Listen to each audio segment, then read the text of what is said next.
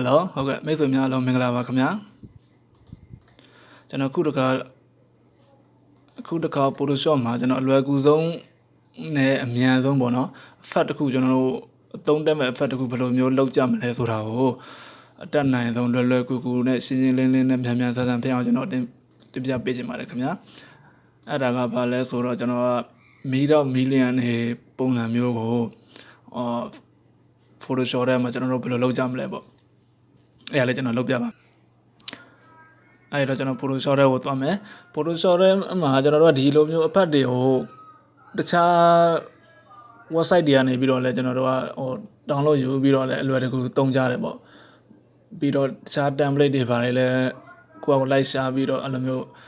သုံးတာရှိတယ်တချို့ကြောင့်လည်းတက်နိုင်တဲ့လူတွေကြောင့်လည်းတချို့ကြောင့် plugin တွေဝယ်ထည့်သုံးပြီးတော့အဲ့လိုမျိုးသုံးကြတယ်လည်းရှိတယ်ပေါ့လေအဓိကကတော့ Photoshop ထဲမှာကိုယ်ကစိတ်ကူးကောင်းရင် idea ကောင်းရင်ကောင်းတယ်လို့ကိုယ့်ရဲ့ Photoshop technique တွေကျွမ်းကျင်တယ်လို့ကိုလုပ်ချင်တာတွေကိုလုပ်လို့ရတယ်ပေါ့အဲ့လိုမျိုးလုပ်တတ်ဖို့ကလည်း Photoshop ကိုဘယ်လိုပြောရမလဲတော်တော်လေးပိုင်နိုင်တဲ့သိဖို့တော့လိုအပ်ပါတယ်ကိုကလုပ်တတ်တယ်လုပ်ချင်တယ်လုပ်တတ်တယ်ဒါပေမဲ့စိတ်မရှိဘူးဆိုရင်လည်းအရန်ကောင်းမွန်တဲ့မျိုးတော့အရန်ကောင်းမွန်တဲ့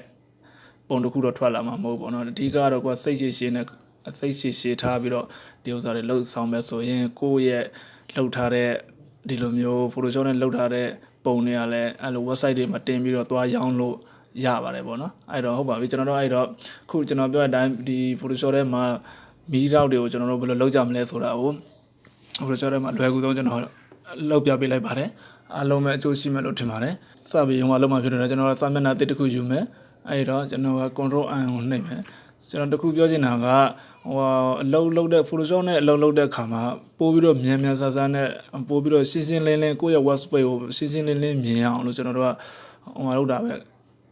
များသောအားဖြင့် shortcut တွေနဲ့သွားတာပဲပို့ပြီးတော့အဆင်ပြေတယ်ပေါ့နော်ဒီတခုလုံးမဲ့ဆိုဟိုထဲကိုသွားပြီးလုပ်လိုက်ဒီထဲကိုသွားပြီးဒီဟာလုပ်လိုက်အဲ့လိုမျိုးလုပ်တာတဲ့ဆိုင် shortcut key နဲ့သွားဖို့ကြံပေးကြပါတယ်အဲ့ဒါမှအလုပ်တစ်ခုကိုကျွန်တော်တို့မြန်ဆန်နဲ့ကောင်းမွန်လုပ်နိုင်မှာဖြစ်ပါတယ်အဲ့တော့ကျွန်တော်ပြောချင်တာကဒီ Photoshop ထဲကအလုပ်မယ်ဆိုရင်အဲ့လိုမျိုး shortcut တွေနဲ့အလုပ်ဖို့လေ့ကျင့်ဖို့လိုရပါတယ်ခင်ဗျာပြီးကြတော့ Photoshop ထဲမှာကိုလုံးတဲ့ workspace မှာပေါ့နော်ဒီလိုမျိုးတခြားအများကြီးပေါက်တွေခေါ်ဒီပေါက်တွေခေါ်အဲ့လိုမျိုးအများကြီးပေါ့နော်အဲ့လိုမျိုးတွေဖြစ်နေရတဲ့ဆိုင်ရင်ရှင်းလင်းအားလုံးရှင်းလင်းဖြစ်နေတာပို့ပြီးတော့လုပ်ရတာလည်းကောင်းတယ်ပို့ပြီးတော့မြင်ကွင်းကြဲဝန်းနဲ့လုပ်ရတာအဆင်ပြေတယ်ပေါ့နော်အဲ့လိုမျိုးလုပ်ဖို့လည်းကြံပေးချင်ပါတယ်ခင်ဗျာဟုတ်ကဲ့ဟုတ်ပြီကျွန်တော်အဲ့တော့ခုကျွန်တော် layer တစ်ခုယူမယ် layer တစ်ခုယူလိုက်မယ်အဲ့လိုပဲကျွန်တော် shortcut နဲ့ပဲသွားမယ်နော်layer တစ်ခုရောက်လာပြီဆိုမှကျွန်တော်ဒီ workspace ဒီ area ရဲ့ကျွန်တော်ကြီးလုံးတယ်အဲ့လိုကြီးကျွန်တော်မလို့ဒီနားနေဒီလောက်ကဒီ selection ပေးထားတဲ့ပိုင်းလေးပဲကျွန်တော်လိုချင်တယ်အဲ့တော့ကျန်တဲ့ຢာတွေကိုကျွန်တော်ဖြတ်ထုတ်လိုက်မယ်ဖြတ်ထုတ်ပြီးတော့ဒီကောင်ကိုကျွန်တော် color တစ်ခုထားလိုက်မယ်နော်ဒီ color ထားလို့မရဘူး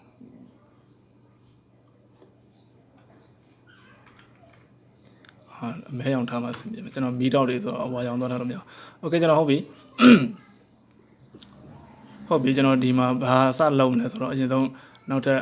layer တစ်ခုယူလိုက်မယ်ပေါ့နော် layer တစ်ခုယူလိုက်မယ် layer တစ်ခုထပ်ယူပြီးတော့အဲ့မှာကျွန်တော် brush ကိုယူမယ် brush ကိုယူပြီး color မှာကျွန်တော်ကဘာထားမလဲဆိုတော့ color မှာကျွန်တော်မီးတောက်တွေနဲ့တူအောင်ကျွန်တော်က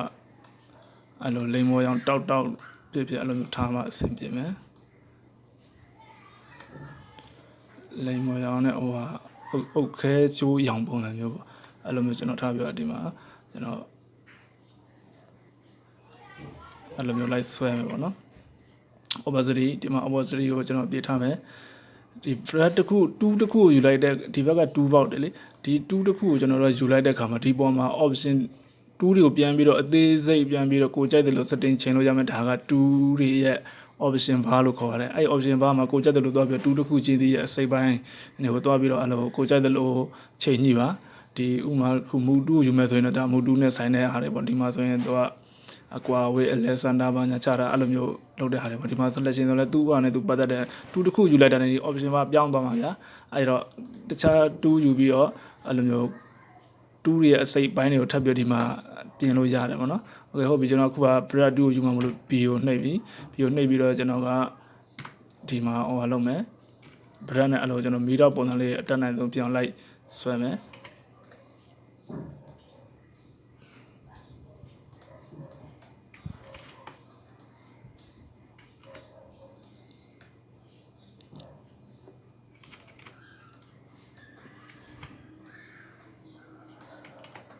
မီတော့ပုံစံလေးဖြစ်အောင်ဆွဲမီတော့ပုံစံโอเค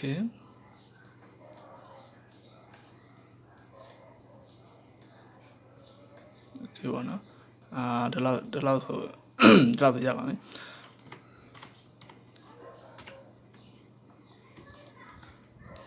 โอเคဒီလောက်ဆိုကျွန်တော်တို့ဒီကောင်ကိုသွားလို့ပြီးတော့ကိုကြိုက်တယ်လို့ပြန်ပြီးတော့ဟိုဖြစ်ရမယ်ပေါ့နော်မီတော့ပုံစံဖြစ်အောင်ကျွန်တော်2ထဲကိုသွားမယ်2ထဲကဒီမှာဒီ2ပေါ့နော်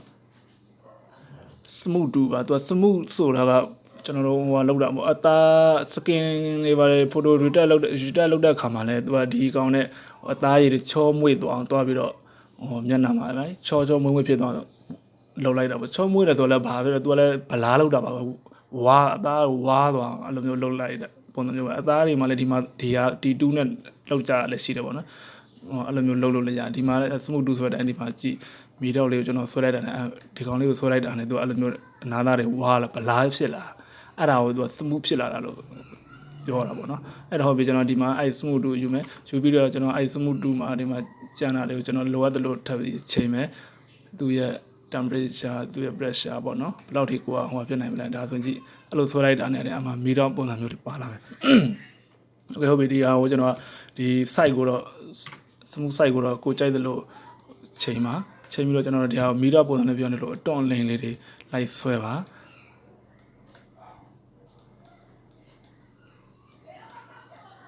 နည်းနည်းကြော်လိုက်မယ်နော်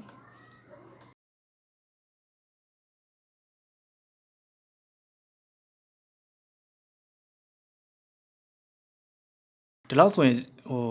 နည်းနည်းအဆင်ပြေတဲ့အနေထားကိုရောက်လိုက်ပေါ့နော်အဲ့ဟာဟိုမှာဒီဟာဟိုမှာထပ်ပြီးတော့ဟိုကျွန်တော်တို့ကထပ်ပြီးတော့မီတော့တွေမလောက်သေးဘူးဆိုရင်ကိုယ့်အကို copy ယူတခြား copy ကျက်တော့ပွားပြီးတော့အဲ့လိုမျိုးထပ်ပြီးတော့ပြန်ပြီးတော့ဟိုလုပ်လို့ရတယ်ပေါ့နော်ပြန်ပြီးတော့ကြိုက်တယ်လို့ကိုယ့်အကိုစိတ်ကြိုက်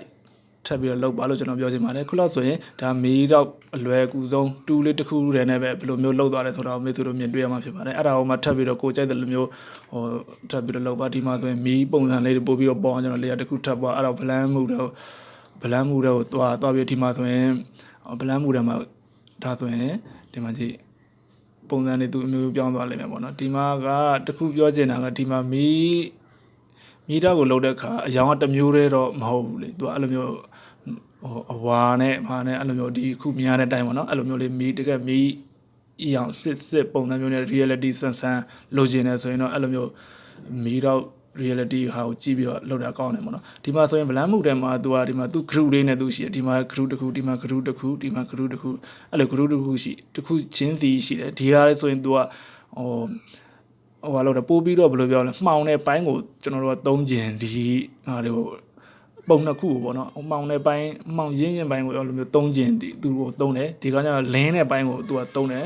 ဒီမှာဆိုရင်ဒါလင်းတဲ့ပိုင်းကိုသုံးဒါကတော့ကျွန်တော်နည်းနည်း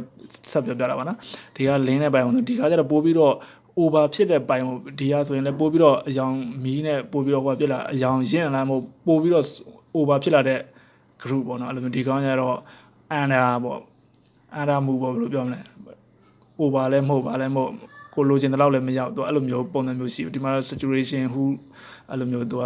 လောက်တဲ့မှုပါဒီဟာတွေကလည်းသုံးဝင်ပါတယ်ဒီကောင်တွေကြောင်းလည်းပို့လေ့လာကြပါလို့ကျွန်တော်ပြောချင်ပါတယ်အခုတော့ကျွန်တော်ဒီမှာကတော့ဒီဟာဟို color တော့ကိုပဲကျွန်တော်သုံးလိုက်မယ်ဘာလို့လဲဆိုတော့ကျွန်တော်ဒီဟာနဲ့ပို့ပြီးတော့ကျွန်တော် light fat လို့ကျွန်တော်ယူဆလို့ပါအဲ့တော့အခုဒီအပွား layer ကိုကျွန်တော်ဒီမှာကြည့်အောက်က layer နဲ့မှာသူကကျွန်တော် color ကိုတော့လောက်လိုက်တာဖြစ်တယ်အဲကြောင့်မို့သူကဒီရောင်းအတိုင်းဖြစ်တယ်ဒီရောင်းကကိုစိတ်ကြိုက်စင်ပြေလာဒါမှမဟုတ်များနေလားများနေရင်ကျွန်တော်ဒီမှာ obviously ဟို နည်းနည်းထက်လျှော့လို့ရတယ်အဲ့ဒါကို keyboard ကနေပြီးတော့ number lock မှာသွားပြီးတော့ကိုကြိုက်တဲ့ number လောက်ထိ50ထားမယ်ဆိုသူက50နှုန်းကျော်သွားမှာ6ကိုနှိပ်လိုက်ရင်60ရာခိုင်နှုန်းသူကျော်ဆို0ထားလိုက်ရင်တော့သူက100ရာခိုင်နှုန်းပြန်ဖြစ်လာမယ် keyboard ကနေပြီးတော့အဲ့လိုမျိုး number လောက်ကနေပြီးတော့လည်းအဲ့လိုမျိုးသွားလို့ရတယ်ဒါမှမဟုတ်ဒီ opacity ကိုသွားပြီးတော့ကိုကြိုက်တဲ့လောက်လည်းအဲ့လိုမျိုးသွားပြီးတော့ short လို့ပြုလို့အဆင်ပြေတယ်ပေါ့နော်ကြိုက်တဲ့လောက်ထားလို့ရတယ်ဒီလောက်ဆိုရင်ကျွန်တော်ကအဲ့လောက်ပဲထားလိုက်တော့မယ်50လောက်ပဲထားလိုက်မယ်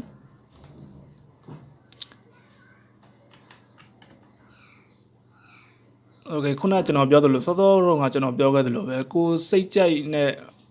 ဖြစ်ဖို့ပုံကောင်းတစ်ခုရဖို့အတွက်ဟိုစိတ်ရှည်နဲ့ကျွန်တော်တို့ကလှုပ်ဖို့လိုတယ်ပေါ့နော်ဒီနေရာတွေဆိုရင်ဒါဆိုရင်ဟိုမီးတော့တစ်ခုဖြစ်ဖို့မီးတော့တစ်ခုတော့ဖြစ်လာပြီဒါဆိုအငွေ့တွေဘာတွေကတိတ်ဟိုပုံမှန်မဖြစ်သေးဘူး reality မဆန်သေးဘူးပေါ့နော်အဲ့ဒါတွေကိုကျွန်တော်တို့ကဟိုပြဖို့ပို့ပြီးတော့အဆင်ပြေအောင်လုပ်ဖို့လိုသေးတယ်ပေါ့နော်အဲ့တော့အဲ့အရာလေးတွေကိုလည်းမိတ်ဆွေတို့အနေနဲ့အဆင်ပြေအောင်လိုက်လုပ်ပြီးတော့ပို့ပြီးကြည့်ကောင်းအောင်ပို့ပြီးလက်ရကောင်းအောင်လုပ်ကြပါလုပ်ပါလို့ကျွန်တော်အကြံပြုချင်ပါတယ်ကျွန်တော်ကတော့ဒီတိုင်းပဲထားလိုက်တော့မယ်လေဘာဖြစ်လို့လဲဆိုတော့ကျွန်တော်ကခုကဒီတိုင်းပဲပြတာမလို့ကျွန်တော်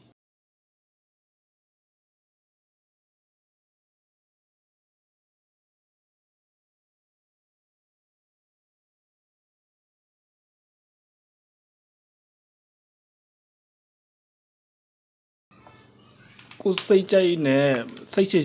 ကိုစိတ်ကြိုက်နဲ့ဟို reality ဆန်ဆန်ရဖို့တဲ့စိတ်ရှည်နဲ့ဟိုစိတ်ရှည်နဲ့လုပ်ဖို့လိုအပ်တာပေါ့နော်ဒီတိုင်းကိုကဟိုအပြင်းပြေလောက်တာလောက်ကတော့တိတ်တော့ဆိုမျိုးအစင်ကြည့်ကောင်းတဲ့ဆုံးလောက်ဆိုရင်တော့ရပါပြီဒါပေမဲ့ကျွန်တော်တို့ကတော့ဘယ်လိုပြောရမလဲကျွန်တော်အနေနဲ့အကြံပေးချင်တာတော့ effect တစ်ခုပဲလုပ်တခြားပါပဲလို့စိတ်ရှည်ထားပြီးတော့ reality ဆန်ဆန်လေး effect တစ်ခုကိုလုပ်တယ်ဆိုရင်တော့ reality ဆန်ဆန်လေးပေါ့နော်အဲ့လိုမျိုးလုပ်ပါလို့အကြံပြုချင်ပါတယ်ဟုတ်ကဲ့ကြည့်ပေးတာအားလုံးကျေးဇူးတင်ပါတယ်နောက်ဗီဒီယိုတွေမှာလည်းခုလိုမျိုးကျွန်တော်က Photoshop နဲ့ပတ်သက်တာဒါမှမဟုတ် Illustrator နဲ့ပတ်သက်တာဒါမှမဟုတ်တခြားပေါ့နော်ကျွန်တော်တခုပေါ့ graphic design တွေနဲ့ပတ်သက်တာတွေကိုခုလိုမျိုးပဲကျွန်တော်ဆက်လက်ပြီးတော့အပိုင်းအစတွေအနေနဲ့ကျွန်တော်ထပ်ပြီးတင်ပေးအောင်မှာမို့လို့ကျွန်တော်ပေးလို့ like and follow လုပ်ထားပေးဖို့ကျွန်တော်တောင်းဆိုချင်ပါတယ်ခင်ဗျာကြည့်ပြီးတော့အားလုံးကျေးဇူးတင်ပါတယ်အားလုံးကျေးဇူးပါခင်ဗျာ